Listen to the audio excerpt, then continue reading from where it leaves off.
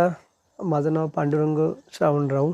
उद्धव बाळासाहेब ठाकरे यांचा पक्ष या मशाल्या चिन्हावरती मी निवडणूक लढवत आहे.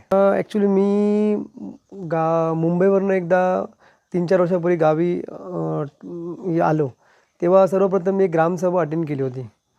त्या ग्रामसभेमध्ये मला काही अशा गोष्टी दिसल्या की आपल्याला गावात काम करण्याची खूप गरज आहे. आणि गावात एवढ्या समस्या आहेत लोकांच्या की त्यामुळे आपल्याला गावात येऊन लोकांच्या समस्या जाणून घेऊन गावात जी कामं गेले 15 ते 20 वर्ष झाली नाही आहेत त्याच्या विरोधात मला आवाज उठून कुठेतरी लोकांना जागृत करायचं होतं. म्हणून मी आज इलेक्शनसाठी आलो.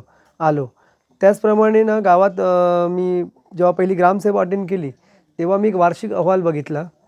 त्या वार्षिक अहवालमध्ये माझ्या निदर्शनास आले की आपल्या ग्रामपंचायतीचं उत्पन्न जे आहे ना ते 12.5 लाख रुपये होते आणि कर्मचाऱ्यांच्या पगारावरती खर्च जो होता तो 9 लाख रुपये होता. मग मी स्वतः एक बुक विकत घेतलं, ग्रामपंचायत अधिनियम, आणि ते बुक पूर्ण वाचून काढलं. त्यानंतर त्या बुकमध्ये असं लिहिलं होतं की ग्रामपंचायतीच्या उत्पन्नाच्या 25% हा खर्च पगारावरती करायचा कर्मचाऱ्यांच्या.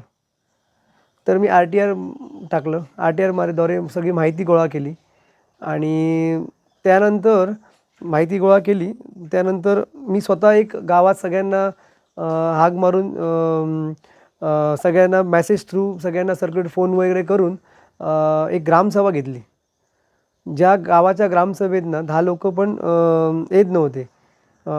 दर महिन्याला म्हणा किंवा 3 महिन्यातनं एकदा ग्रामसभा असते तेव्हा. त्या ग्रामसभेच्या याला मी जेव्हा लोकांना आवाहन केलं तेव्हा जवळजवळ 400-300 लोकं आले होते ग्रामसभेला. त्या ग्रामसभेत मी लोकांना माझी बाजू मांडून दाखवली की गावात का बदल पाहिजे आणि आजपर्यंत या स्थानिक जे आमचे सदस्य आहे ग्रामपंचायत त्यांनी काय काय काम केलं. तर त्यावरती सगळ्यांच्या निदर्शनास आणून दिलं की जो पगार आहे तो सर्वप्रथम कमी केला पाहिजे. कारण उत्पन्नाच्या 25% पाहिजे असतो पगार, तो जवळजवळ उत्पन्नाच्या 90% पगार देत होते. म्हणजे ग्रामपंचायतीकडे जो बॅलन्स जो आहे, जो खर्च करायला ग्रामपंचायतीचा, तो 20% पण नव्हता. हे उलटं गणित होतं. तर मग मी लोकांच्या निदर्शनास आणलं, लोकांना सगळं दाखवून दिलं की ग्रामपंचायतीचा पैसा कसा खर्च केला पाहिजे, कशावरती खर्च केला जातो आणि काय काय सेविंग केले पाहिजे. तर त्यामुळे लोकांना माझा हे मीटिंगमधले जे मी बोललो ते सगळं पटलं. त्यानंतर पुन्हा एकदा ग्रामसभा लावून मी माझे जेवढे पण माझे मुंबईवरनं पण माझ्यासोबत काही माझे भाऊ येतात ते, आणि असे आम्ही मिळून परत ग्रामसभा लावून आज कर्मचाऱ्यांचा पगार जो 12 लाख होता तो पगार मी 5.5-6 लाखापर्यंत आणून ठेवला उत्पन्नाच्या आधारे. त्यामुळे काय झालं, गावाचं जे ग्रामपंचायतीचं उत्पन्न होतं ते 12 लाखाचं 8 लाखाच्या अराऊंड 6-7 लाखाच्या अराऊंड सेविंग झालं. आपलं 4-5 लाख रुपये वर्षाला सेविंग झाले. हे सगळ्यांनी बघितलं तेव्हा लोकांना पण वाटलं की पांडुरंग काहीतरी गावासाठी करू शकतो. तिथून माझी ही सुरुवात चालू झाली की गावाच्या ग्रामसभेत. त्यानंतर मी प्रत्येक ग्रामसभा अटेंड करायला लागलो. मला लोकं फोन करून बोलवायला लागली.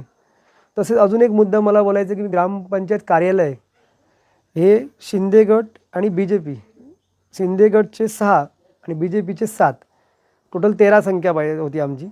तर त्यांचं एक गणित कधीच झालं नाही गेल्या 5 वर्षात. मी दोघांना बसवलं, दोघांशी बोललो, पण कधी एक गणित करून त्यांनी कामच केली नाही ग्रामपंचायत. एकामेकाच्या हेवेदावेमुळे काम पूर्ण थांबवून ठेवलं होतं ग्रामपंचायतीचं. तर अशा वेळी मी काय केलं की ग्रामपंचायत कार्यालय 2013ला रेडी पोझिशनमध्ये बनलेलं होतं, नवीन कार्यालय. पण विरोधक जे होते शिंदेगडवाले ते विरोध करायचे की तुम्ही उद्घाटन करा, आम्ही देणारच नाही तुम्हाला. तेव्हा मी पुन्हा एकदा ग्रामसभा लावून सगळ्या लोकांना एकत्र करून ग्रामपंचायतीचं कार्यालयाचं उद्घाटन मला 19 फेब्रुवारी शिवजयंतीलाच करायचं आहे ह्या ठाम भूमिकेवर मी राहिलो. सगळ्यांचे प्रस्ताव घेतले, सगळ्यांचे ठराव घेतले आणि ठरल्याप्रमाणे 19 फेब्रुवारीला आम्ही ग्रामपंचायत कार्यालयाचं उद्घाटन केलं. आमच्या ग्रामपंचायतीकडे उद्घाटन करायला काहीच पैसा नव्हता. तेव्हा आम्ही लोकांना, जे लोक काम करतात, जे डेव्हलपर आहेत, त्यांना आम्ही सांगितलं आम्हाला ही गोष्ट पाहिजे. असं करून आम्ही तिकडचं फर्निचर म्हणा किंवा राहिलेली कामं म्हणा ही अशी पुरी केली. ज्या लोकांनी हे केलं, मदत केली, त्या लोकांचे आम्ही आभार पण व्यक्त केले. तेव्हा आताचे पालकमंत्री नारायण राणे उद्घाटनाला आले. नारायण राणेंचा मुलगा नितेश राणे ते आले होते. ते फक्त भाषण देऊन गेले, पण त्या जे कोण त्यांचे नेते होते त्यांच्यावरती आरोप होते. खेळणा घोटाळा, खेळणी अशी होती, 5,000चं बिल होतं, त्याला 50,000, एक शून्य वाढून 50,000. हे सगळं मी लोकांच्या नजरेस आणलं. जे अनधिकृत बांधकाम आहे त्याला अधिकृत करून स्टॅम्प मारून ग्रामपंचायतीने दिलेलं आहे. भरपूर सारे आमच्या ग्रामपंचायतीचे जे काय 2 नंबरची कामं होती ती सगळी मी लोकांच्या नजरेस आणली. तेव्हापासून मी लोकांच्या मनात बसलो आणि तिथून आणि आतापर्यंत माझं सतत काम चालू आहे. गावात सार्वजनिक कार्यक्रम होत नव्हते. शिवजयंती असा कार्यक्रम कुठेच होत नाही. पंचक्रोशीत एवढा मोठा कार्यक्रम मी करतो दरवर्षी. ढोल ताशे पथक म्हणा किंवा एका लहान मुलांना एक स्टेज भेटलं पाहिजे. तर गेल्या वर्षी माझ्या जवळजवळ 2.5 तासाचा कार्यक्रम चालला. त्यात प्रत्येक लहान मुलांनी 2.5 तासामध्ये जवळजवळ मुलांना झोप पण येत नव्हती, अशी लहान लहान मुलं त्या स्टेजवरती कार्यक्रम करत होती. अशा प्रकारे लोकांच्या मनात मी बसलो. लोकांची कामं शाळेत म्हणा, कॉम्प्युटर म्हणा, ह्या बेसिक गोष्टी ज्या आहेत, ज्या मी कुठल्या पदावर नसताना पण केलेल्या आहेत. सार्वजनिक क्षेत्र म्हणा, देवस्थानचं क्षेत्र म्हणा, सगळ्यामध्ये मी सध्याच्या वेळेला मी गावाचा एक नवीन चेहरा बनलेलो आहे. आणि माझ्यासोबत ना एक नवीन पिढी आहे, जी नवीन वर्ग आहे, जो तरुण पिढी आहे, ती माझ्यासोबत नेहमी असते. कारण माझी काम करण्याची जी फॅशन आहे ती एकदम चांगली अशी आहे की लोकांना वाटते की हा माणूस पाहिजे आपल्या गावात काहीतरी बदल करण्यासाठी. म्हणून मी आज ही वेळ आली माझ्यावरती की गावात काहीतरी बदल करायचा असेल, गेली 10 वर्ष 15 वर्ष झाला नाही, तर तो आज करायची वेळ आलेली आहे. माझ्याकडे उत्तम संधी मला लागून आलेली आहे. जर इकडचा स्थानिक उमेदवार असला तर मी स्वतः भरलं नसतं फॉर्म, पण आपल्या गावातील 3,800 लोकसंख्या असून पण स्थानिक उमेदवार दिला गेला नाही, त्यामुळे मी फॉर्म पुढे येऊन भरला. ॲक्च्युली माझं ठाकरे सेनेत जायचं पहिलं मुळात ठरलं नव्हतं. मी अपक्षच फॉर्म भरणार होतो. परंतु गावाचं एकंदर चित्र बघितलं तर मी अपक्ष म्हणून फॉर्म भरला. तर मला जे ठाकरे माझं पण त्यात काहीतरी हे होतं, हेतू होता की मला ठाकरे सेनेचे पण काही मतं, जी वोट बँक आहे ती आजही तशीच आहे, जी कोणी पैशाने विकत घेऊ शकत नाही, अशी ती वोटर बँक असल्यामुळे मी विचार केला की ती वोटर बँक मला माझ्या विजयासाठी खूप सहकार्य करेल. आणि त्यामुळे मग मी आपले रुपेश राव यांच्याशी संपर्क साधून आम्ही दोघांनी मिटिंग करून त्यांनी मला तिकीट दिली. त्यांनी दाखवलेला विश्वास हा मी कधी कमी पडू देणार नाही. आणि मी विकला जाणारा माणूस नाही आहे की उद्या निवडून आल्यानंतर मी कुठेतरी पक्षप्रवेश करून दुसऱ्या पक्षात जाईल. कारण मी ज्या पक्षात राहील तिकडे इमानदारीत काम करेल. हा माझा पहिल्यापासून गेली 15 वर्ष मी शिंदे गटातून काम केलेलं आहे, कुठेही कमी पडलो नाही. मुंबईवरून मी खासदारकी निवडणुकीला इथे प्रचार करायला 10 दिवस सुट्टी घेऊन आलो होतो. आमदारकीला पण मी 10 दिवस इथे प्रचार करायला सुट्टी घेऊन मागोवा ठाम ठोकलं होतं इलेक्शनच्या शेवटच्या एंड डेटपर्यंत.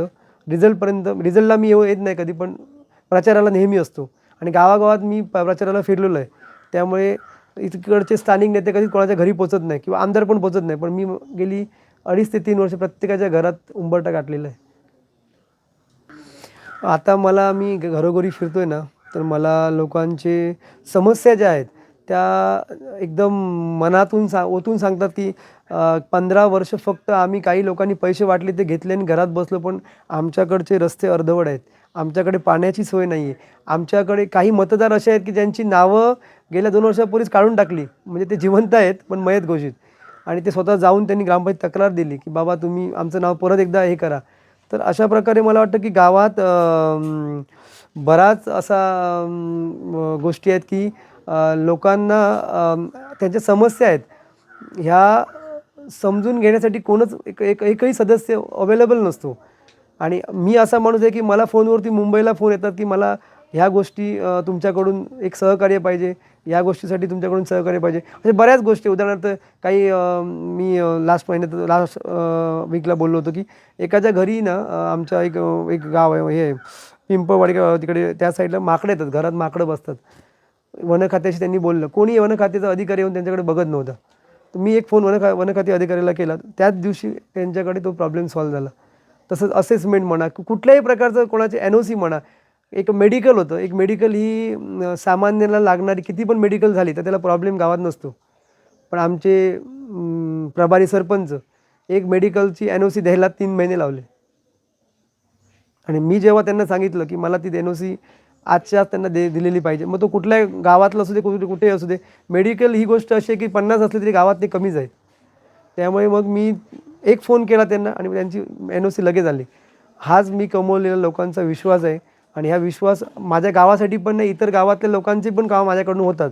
त्यामुळे मी असा निर्णय घेतला की आता मला लोकांसाठी उतरलंच पाहिजे आणि ही जिद्दीची लढाई आहे माझी आणि मी ज्या ज्या घरात जातो तिकडे मला विजयाचा हा सूर प्रत्येकाच्या तोंडात येतो. आता मी रुपेश साहेबांसोबत फिरत असताना मला बऱ्याच ठिकाणी असं जाणवलं की मळगावमध्ये काही कामं झाली नाही. कारण लोकं विचारतात की तुम्ही 5 वर्षांमध्ये तुम्ही मळगावमध्ये काय केलं? तर तेव्हा रुपेशच्या तोंडातून मला ऐकायला आलं की स्थानिक जी लोकं असतात, ती काही गोष्टी काही कामं आणलेली असतात. ती तेव्हा विरोध करतात, की बाबा ही कामं माझ्यातनं नको, तुझ्यातनं नको, असं म्हणत-म्हणत स्थानिक विरोध जो आहे ना, हा कोण करतो? जे इकडचे स्थानिक कार्यकर्ते. जर रुपेशराव हा नेमळ्यातला आहे, त्यांनी जर स्थानिक इकडे काम केलं, त्याचं क्रेडिट वाढेल. असे काही लोकांची भूमिका मी बघितलेली आहे आणि आज रुपेशला काम करण्यामध्ये अडथळा जो आला आहे, ह्याचं मेन कारण आहे मळगावातले काही स्थानिक नेते, ज्यांना रुपेशने केलेलं काम नको आहे. तर त्यासाठी आता मला असं वाटतं, की मी आणि रुपेश जिल्हा परिषद आणि पंचायत दोन्ही उमेदवार आमची असली, तर आम्ही ती कामं जी रखडलेली कामं आहेत, जी कामं होऊ नाही झाली, ती पंचायत समितीकडून पूर्ण करण्याची जबाबदारी ही आमची ठामपणे असेल. हो, मळगावात मार्च महिन्यामध्ये पाणी बंद होतं. मळगावात मार्च महिना झाला, एप्रिल स्टार्ट झाला, की लोकांच्या नळाला पाणी नाही. आत्ताच्या सध्याच्या स्थितीला 2 दिवस पाणी आलं, तर तिसऱ्या दिवशी पाणी बंद केलं आहे. एका वाडीत 2 दिवस आहे, रस्त्यावाडीत रोज पाणी येतं. ही तुम्ही मी जे बोलतो ना, हे लोकांच्या मतदारात फिरतो, तेव्हा मला हे प्रश्न समजतात आणि काही लोकांनी जर विरोध केला, तर त्याच्या वाडीत ते पाणी ना 2 दिवसाची गॅपच्या ऐवजी 3 दिवस गॅप ठेवतात. की सत्ताधाऱ्यांनी जर विकास केला असता, तर गावात चांगलं पाणी भेटलं असतं. पाणी ही सगळ्यात मूलभूत गरज आहे आमच्या गावातील. ही गरजा गेले 15 वर्ष सोडू शकत नाही आहेत. दुसरी गोष्ट आहे, की गावामध्ये स्ट्रीट लाईट हा विषय मी स्वतः मुंबईतनं येऊन इथे बघितला. गणपतीला लोकं बाहेरून येतात आणि गणपती उत्सव करतात. रस्त्यावर कमीत कमी करोडो रुपये खर्च करून पोल उभे केलेले आहेत. पण आजच्या डेटला आमच्या गावात आजचा जिवंत प्रश्न आहे, स्ट्रीट लाईट कुठल्याच वाडीत लागत नाही आहे. आम्ही स्ट्रीट लाईटचा कर भरतो. आमच्या टॅक्स पावतीमध्ये आमचा कर दिला जातो. पण स्ट्रीट लाईट आजच्या डेटला ग्रामपंचायतीला मी ओपन चॅलेंज करतो, की त्यांनी दाखवावी या वाडीत हा रस्ता आहे हायवेपासून ते स्टेशनपर्यंत. तुम्ही रात्री या आणि बघा तिथे स्ट्रीट लाईट आज पण नाही आहे. मी स्वतः एक आंदोलन पुकारून ग्रामपंचायतीला स्वतः कंपाऊंड घातलं होतं. तुम्ही 2 वर्ष 2.5 वर्षापूर्वी माझं हिस्ट्री कोणाला पण विचारा. कंपाऊंड घातल्यानंतर इकडचे स्थानिक जे सदस्य आहेत, 13 सदस्य ते सगळे एकत्र आले आणि पोलीस स्टेशनला माझ्या विरोधात गुन्हा दाखल करायला गेले कंपाऊंड घातलं म्हणून. आणि त्यानंतर काही स्थानिक लोकांना नोटीस पण काढल्या होत्या. तेव्हा मी साहेबांशी बोलून सांगितलं, की त्यांना जर तुम्ही नोटीस दिलात, तर ह्याचा उलट वेगळा अर्थ होईल आणि खूप मोठं आंदोलन होईल. तुम्हाला जे काही नोटीस द्यायचे मला द्या. आणि मी तिकडे गावातल्या लोकांना ग्रामस्थांच्या विरुद्ध सदस्य जाणं हा गावाचा बोलायची गरज नाही, काय बोलायची पद्धत नाही. ग्रामस्थांच्या विरोधात सदस्य जाऊन कंप्लेंट करतात एकत्र येऊन आणि कामाच्या बाबतीत आम्हाला जेव्हा कामाची वेळ येते तेव्हा ते बोलतात, की हे आम्हाला सपोर्ट करत नाही विरोधक. म्हणजे तुम्हीच ओळखा की गावाचा विकास कसा होईल. हे 13 सदस्य जर गावाच्या विरोधात गेले तर गावाचा विकास काहीच नाही. आमच्या गावात लाईट नाही, आमच्या गावात माझा माझा इकडचा रस्ता आहे, हा 26 नंबरला पैसा ग्रामपंचायत टाकला होता. नंतर सांगता ग्रामपंचायत नोंदत नाही म्हणून सांगतात. असे किती रस्ते आहेत गावात, जे रस्ते अर्धवट पडलेले आहेत. आज जलजीवन मिशनच्या 2 विहिरी आहेत, ज्या बनून रेडी आहेत. त्याच्यामध्ये आमचा एक ग्रुप आहे गावाचा, त्याच्यामध्ये मी त्या कमिटीमध्ये आम्ही त्या विहिरी जाऊन बघितलं गेल्या मार्च महिन्यामध्ये. 9 ते 10 रिंग पाणी पूर्ण भरलेलं होतं, पण ते लोकांपर्यंत आज गेली 2 वर्ष पोचत नाही. ह्याचं एकमेव कारण हे सत्ताधारी आहेत, जे आता सत्तेत बसलेत, फक्त आणि फक्त लोकांना दिशाभूल करत आहेत. आज पाईपलाईन टाकली नाही आहे, ना टाकी बांधली आहे. त्यामुळे ते पाणी असून पण गावातली लोकं पाणी पिऊ शकत नाही. आता तुम्ही सांगा याच्यात काय विकास केला त्यांनी? आता मी तुम्हाला खरं सांगू, लातेवाडीमध्ये गेलो होतो. आमच्या मळगावातलं एक वाडी आहे. तिकडे तुम्ही स्वतः जाऊन बघाल तर तिकडे ना असं वाटतं की आपण कुठेतरी एका आदिवासी भागात आलो आहे. तिकडे लोकांच्या घराला तुम्ही जाऊन बघाल, त्यांची समस्या आजपर्यंत एवढे सत्ताधारी येऊन गेले, पैसे देऊन गेले, सगळं देऊन गेले. जेवढा पैसा वाटला असता आणि तिकडे जर ते खर्च केला असता, हे सत्य बोलते, लाईट पण आली इकडे, तर आज त्यांच्या घरी जायला टू व्हीलर जायला रस्ता नाही आहे. ही परिस्थिती आमच्या मळगावात आहे. तसं तुम्ही नेमळा गावात जाल तर तिकडे पण काही ठिकाणी विकास हा थांबलेलाच आहे. स्ट्रीट लाईट म्हणा, कुठल्याही गोष्टी तिथे भरपूर सारे प्रश्न आहेत तिकडे. आमच्या मळगावातच तुम्ही मी मळगाव आणि नेमळे 2 गावातून आज निवडणूक लढत आहे. मी आज नेमळ्यात एवढा मी नाही फिरलो आहे, कारण मी ग्रामपंचायत असल्यामुळे मी गावापुरतं मर्यादित होतो. आता नेमळ्यातील लोकांशी माझी 2 दिवसातच माझी प्रत्येक घरोघरी मी प्रचार करणार आहे. लोकांच्या समस्या या सगळ्या मी प्रत्येक वेळी नोट करतो, असं नाही की मी नोट करत नाही. आता मला मळगावात जेव्हा मी फिरलो तेव्हा एक जाहीरनामा, वचननामा जो आम्ही बनवला त्यामध्ये एक माझ्याकडून चुकी राहिली होती, की मी आपलं भूतनाथ मायापुरीचे जे मंदिर हायवे आहे ना, तिकडे एक ब्रिज झालं पाहिजे होतं. तिथे वर्षातनं 2 ते 3 माणसं रोज मृत्युमुखी पडतात तिथे. आज एकही सत्ताधारी या विषयावर कधीच बोलला नाही, कोणाच्या वचननाम्यात ही गोष्ट आहे.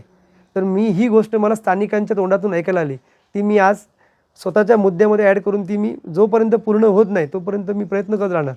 मग ते मी सत्तेत असो या नसो. त्यामुळे अशा बऱ्याचशा गोष्टी आहेत ज्या मला वाटत आहेत की ज्या झाल्या पाहिजे, त्यासाठी मी प्रयत्न करत राहणार. सगळ्यात पहिलं मी ना माझ्या वचननाम्यात लिहिलं आहे टर्मिनल्स. माझ्यासाठी टर्मिनल्स हा विषय खूप मोठा आणि जास्त महत्त्वाचा आहे, कारण मी टर्मिनल्सच्या आंदोलनामध्ये मिहीर मटकरला तुम्ही विचारा, मी मुंबईवरनं इकडे दरवेळी येतो. मी दरवेळी स्टेजवरती माणसं पण बघितली इलेक्शनला आलेली तिकडे 15 ऑगस्टला आंदोलन असतं तेव्हा बघितली. पण जो टक्का येण्याचा टक्का आहे तो हळूहळू एकदम घसरत आता कमी झालेला आहे. लोक येण्याचे पण बंद झाले. आम्ही गेल्या 15 ऑगस्टला आम्ही केक कापला होता त्या ह्याचा वर्ष पूर्ण झाले म्हणून. तर मिहीर मटकरला माहिती आहे की मी मुख्यमंत्र्यांकडे स्वतः जाऊन ते त्यांचं पत्र दिलेलं आहे की टर्मिनल्ससाठी या गेल्या TMCच्या इलेक्शनला. आणि आता माझा एक ठाम निर्णय आहे की यावेळी जर मी 100 दिवसामध्ये पहिलं जर काम करणार असेल तर ते टर्मिनल्ससाठी मी पुऱ्या गावातील स्थानिकांना घेऊन रेल राखो आंदोलन करणार आहे. ते आता मी नाही सांगू शकत तुम्हाला, कारण मला ते बोलत असताना तुम्ही काय 1 मिनिट कट करा. मुळात मी एक सांगू इच्छितो की टर्मिनल्सला जेव्हा रेल्वे रोको आंदोलन आम्ही केलं होतं, जेव्हा मी माझ्या 11वीला होतो तेव्हा त्या आंदोलनामध्ये मी स्वतः सहभाग घेतला होता. तेव्हा माझे काका वगैरे ते पण होते. जेव्हा आम्हाला समजत नव्हतं की टर्मिनल्स आंदोलन काय असतं, तेव्हा आम्ही तिकडे सहभाग घेतला. तेव्हा काय होतं की TVवाले सगळे आले होते, मीडियावाले आले होते. आम्ही समोर धावत होतो. आम्हाला वाटलं आम्ही TVवर दिसणार. नंतर आंदोलन एवढं उद्रेक बनला की तिकडे लाठीचार्ज झाला. तेव्हा आम्ही सगळे पळालो. दुसऱ्या दिवशी मग पोलीस स्टेशनला आम्हाला व्हिडिओमार्फत शोधत होते की कुठे गेलेत. त्यामुळे टर्मिनल्ससाठी आम्ही जेव्हा मी रेल्वेच्या प्रश्नावर उतरलो तेव्हा मला असं वाटतं की मी प्रत्यक्ष वेळी हे झालेलं आहे, सहभागी झालेलो आहे. आताचे नेते जे आहेत ते फक्त उद्घाटन करून गेले आहेत, पण त्यांना तुमच्या टर्मिनल्सचं काही पडलं नाही आहे. कारण टर्मिनल्स हे इथे झालंच नाही पाहिजे असे बऱ्याच नेत्यांची मी नावं घेत नाही आहे, कारण ते नेत्यांसोबत मी काम केलं आहे.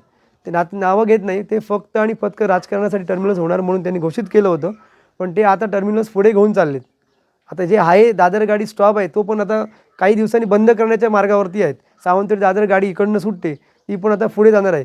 त्यामुळे स्थानिकांनी विचार केला पाहिजे की जर ही गाडी पण तिकडे गेली तर इकडचे जे आज कामाला जी लोकं आहेत, आमच्या काही मळगावातले आजूबाजूच्या गावातली आहेत, त्यांचं भवितव्य काय आहे हा पण विचार केला पाहिजे.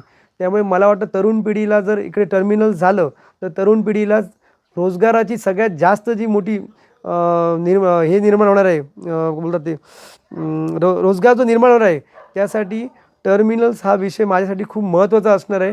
टर्मिनल्सची लढाई ही स्थानिक गावात, ज्या गावात स्टेशन आहेत त्या लोकांनी जर लढली तरच आजूबाजूचे गाव त्याला सपोर्ट करू शकतात.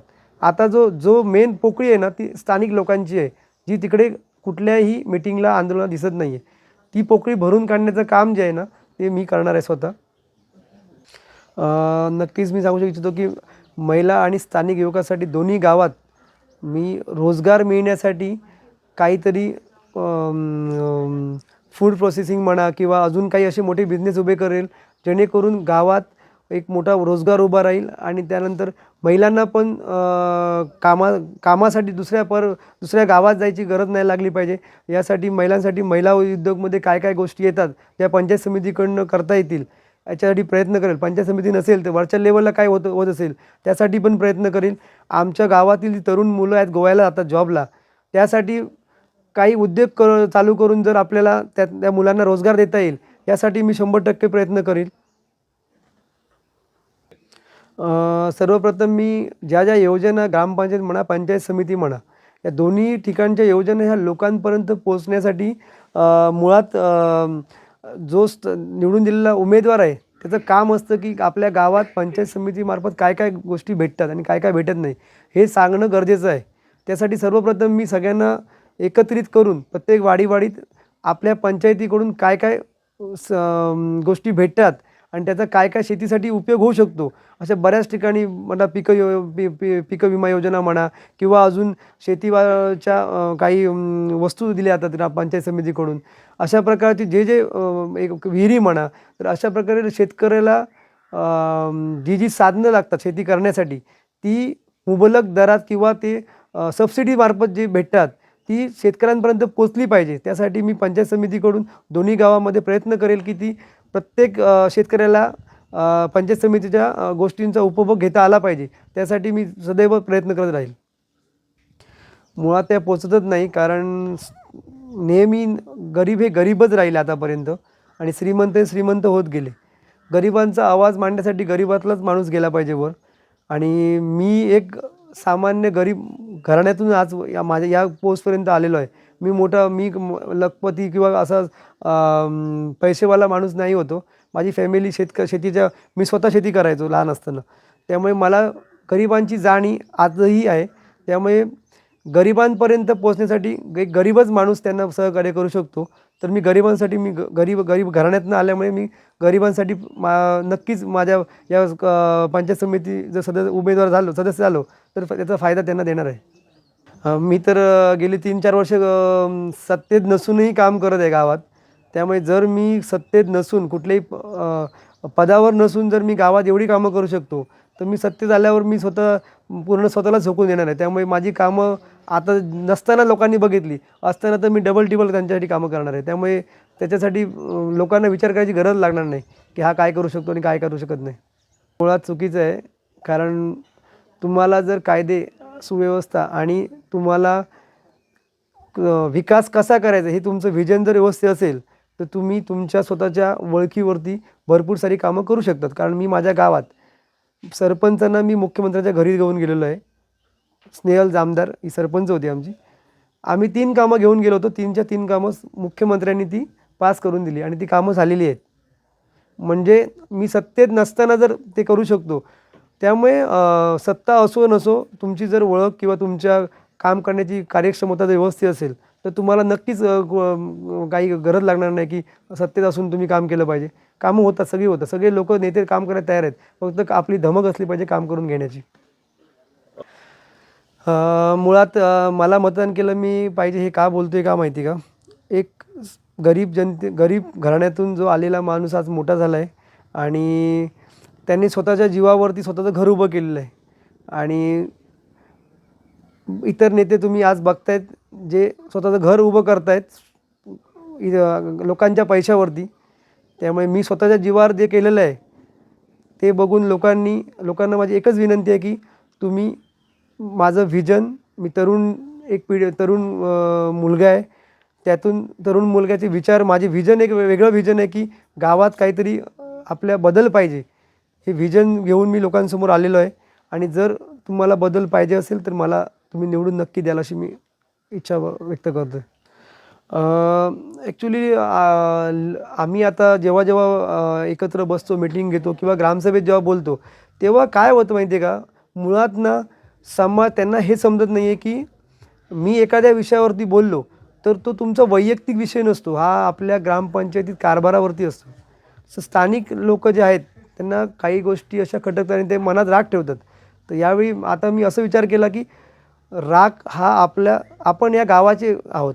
तर गावामधील आपणामध्ये स्वतःमध्ये राग ठेवून आपापल्यामध्ये राग करून जर आपण समाजामध्ये वागलो तर ते कुठेतरी कामात त्याचा इफेक्ट होतो. तर आता माझं असं गावातल्या लोकांना विनंती आहे की तुमच्या मनात जर काय राग असेल ते दूर ठेवून समाजामध्ये आपण एकत्र येऊन जर कुठल्या गोष्टीला हात घातला तर ते काम 100% पूर्ण होतं.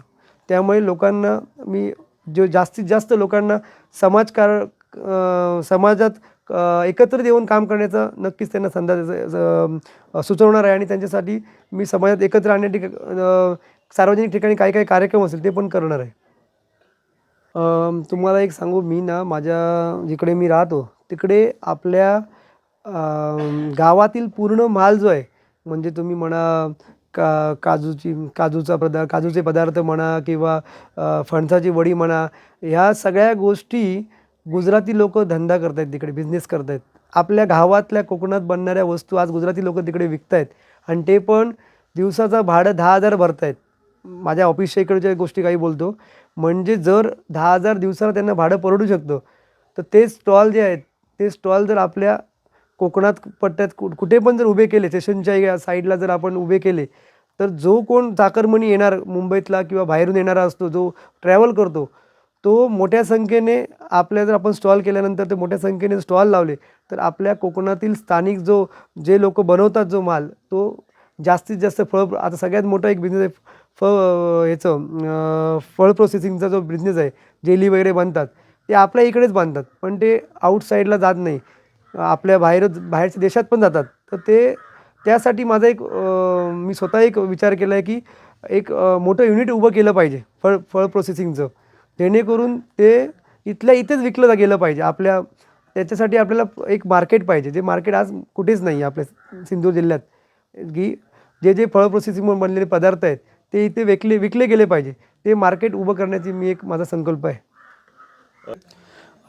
मुळात पुतळ्या बाबतीत पण खूप राजकारण झालं, कारण आम्ही ग्रामपंचायतच्या ग्रामस्थांच्या सभेत एक ठराव घेतला होता की आम्हाला गावात पुतळा उभारण्यासाठी ग्रामपंचायतीने परमिशन द्यावी म्हणून. एकमताने तो ठराव पास झाला होता. त्यानंतर आम्ही दीपकबाईंशी पण भेट घेतली. दीपकबाई पण बोलले, आपण ओरोस लावून आम्ही भेट घेतली, आपण तुम्हाला 100% सहकार्य करू.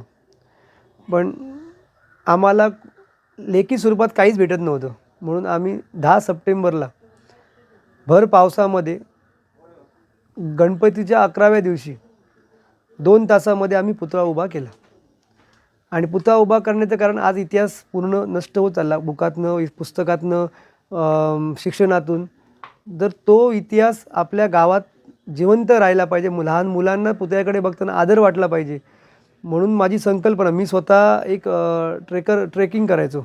एक 200 ते 180 गड किल्ले मी स्वतः ट्रेक केलेले आहेत. मी महाराजांचा भक्त एवढा आहे की मला महाराजांसमोर बाकी देव मला लागत नाही, त्यामुळे मी महाराजांचा खूप मोठा भक्त आहे.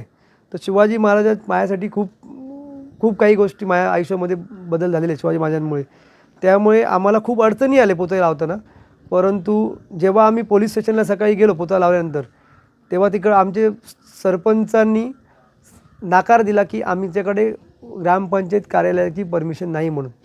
ठराव असताना नाही सांगितलं. असं भरपूर सारं राजकारण करण्यात आलं की जेव्हा आम्ही पुतळ्याकडे काम करायचो तेव्हा SP फोन द्यायचा की हे काम कसं चाललं अनधिकृत. पण देवाची कृपा एवढी आमच्यावर आहे महाराजांची की तो पुतळ्याला आमच्या कोणावरही एकही कलम लागलं नाही. आणि माझा स्वभाव थोडा रागीट होता. आता मी जरा कुर्ता वगैरे घालायला लागल्यापासून तो स्वभाव मी चेंज केला. थोडा माझ्या स्वभावामध्ये मी नम्रता आणली. माझ्या स्वभावामध्ये नम्रता पहिली नाही होती, आता नम्रता आणली आणि मी यापुढे अजून नम्रता आणेल. कारण आपल्याला गावाचा विकास करायचा असेल तर माझा स्वभाव चेंज करावा लागेल. पण माझी भूमिका ही नेहमी आक्रमकच असते आणि ती आक्रमक शेवटपर्यंत राहणार. आणि सत्याची बाजू मी नेहमी मांडणारा माणूस आहे. असत्य मी कधीच बोललो नाही आणि कुठेही कोणाला सांगितलं पण नाही असत्य गोष्ट. मी मागावासींना एकच हात जोडून विनंती करतो की येत्या या निवडणुकीला तुम्ही मला भरघोस मतांनी निवडून द्या. मला एक संधी तुमची पाहिजे, कारण मी गावासाठी आज 4 वर्ष जे केलं आहे त्या कामाची तुम्ही जी कामं केली त्यामुळेच आज मी निवडणुकीला उभा राहू शकलो. आणि तुमचा जो आज घरोघरी मला साथ भेटतो त्यावरून मला असं वाटतं की माझा विजय नक्की आहे. तरी पण तुम्हाला एक विनंती करतो की तुम्ही मला आणि रुपेश राऊळ माझे सहकारी आहेत, त्या दोघांनाही प्रचंड बहुमताने निवडून द्याल. कारण आज गावात जो मी प्रचार करताना फिरतो तेव्हा लोकांना ऑलरेडी माहिती आहे की पांडुरंगरावांची सीट येणार आहे. हा विश्वास जो आहे, हा विश्वास त्यांनी मला दाखवलेला आहे. त्यामुळे लोकांना अजून एक आवाहन करतो की मी फक्त निवडून नाही पाहिजे मला, तर प्रचंड बहुमताने मी निवडून आलो पाहिजे, अशी मी माझ्या ग्रामस्थांना हात जोडून नेमळे आणि मळगावच्या लोकांना विनंती करत आहे. नमस्कार, मी पांडुरंग राऊ. 2 दिवस वाढले गेले ते विचार करू नका तुम्ही. त्या 2 दिवसात भरपूर काय बदल होऊ शकतात केलेल्या प्रचारामध्ये.